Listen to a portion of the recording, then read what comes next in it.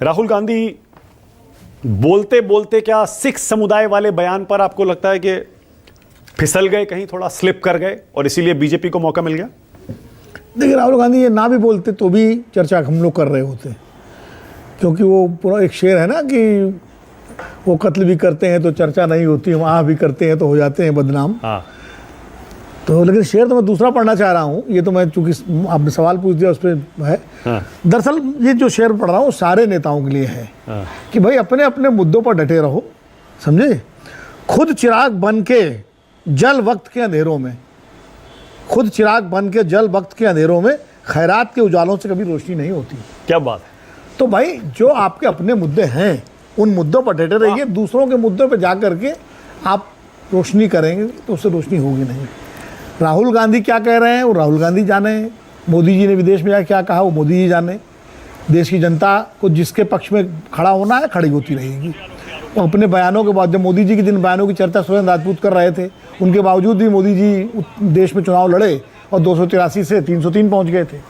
और राहुल गांधी भी विदेश में कई बार बोल के आए और बड़ा विवाद हुआ, उसके बाद 53 से 99 पहुँच गई कांग्रेस। तो जनता अपने अपने हिसाब से दोनों के बयानों को लेकर अपना फैसला करती रही है।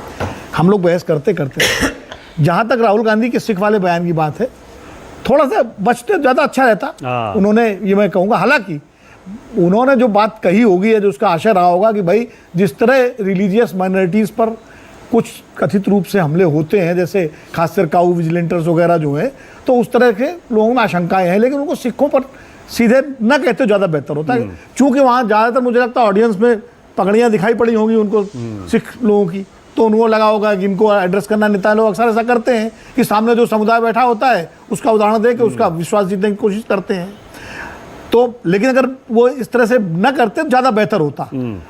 आप जनरल बात कहते हैं अपनी तो और अच्छा होता। बाकी राहुल गांधी ने मान लीजिए चुनाव के बारे में, इसके बारे में जो कहा, खैर ईवीएम की बात तो उन्होंने नहीं की।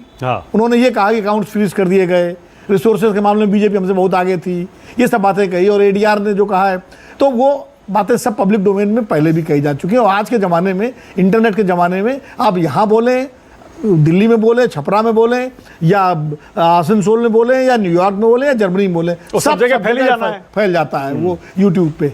हाँ, मैं कहता हूँ ये बात गंभीर होती है अगर नेता विपक्ष के नाते राहुल गांधी के साथ कोई इन्फॉर्मेशन सीरियस, संवेदनशील शेयर की गई है और वो उन्होंने कहीं विदेश की धरती पर अगर रिवील की है, तो वो मामला गंभीर होता है, तब जरूर देश विरोधी काम होता है। बाकी नेता लोग क्या भाषण देते हैं, क्या नहीं देते, देखिए आजकल चूंकि यूट्यूब का ज़माना है, सोशल मीडिया का ज़माना है, इसलिए सारी चीज़ें आ जाती हैं।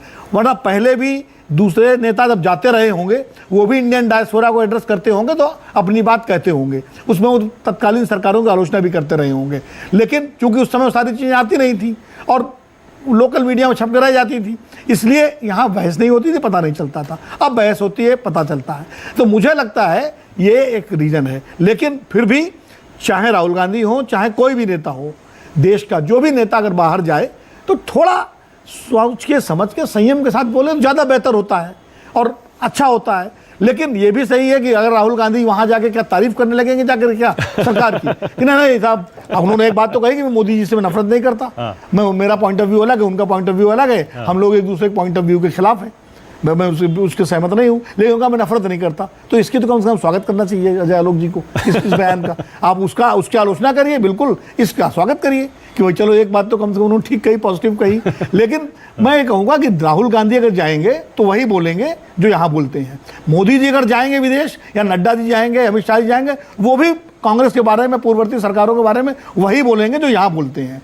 और मलूक नागर जी के चले गए शायद, या होंगे भी, मुझे लगता है उनका तो वो इंडिया में शामिल होकर के उन पर भी असर आ गया। वो भी नेहरू जी से शुरू हुए कि नेहरू जी कभी पगड़ी पहन कर नहीं गए गुरुद्वारे में। अरे यार, अब तो नेहरू जी को बख्श दो भाई, है कब तक नेहरू जी का नाम लेकर के आप लोग जो है कि नेहरू जी पगड़ी पहन गए, कि टोपी पहन गए, कोई बात हुई। मुझे लगता है कि इन सब चीज़ों को थोड़ा सा जो है ज़्यादा गंभीरता से नेताओं को अपनी बात कहनी चाहिए, चाहे देश में बोले चाहे विदेश में बोले। सही बात। ओके, अनंत विजय।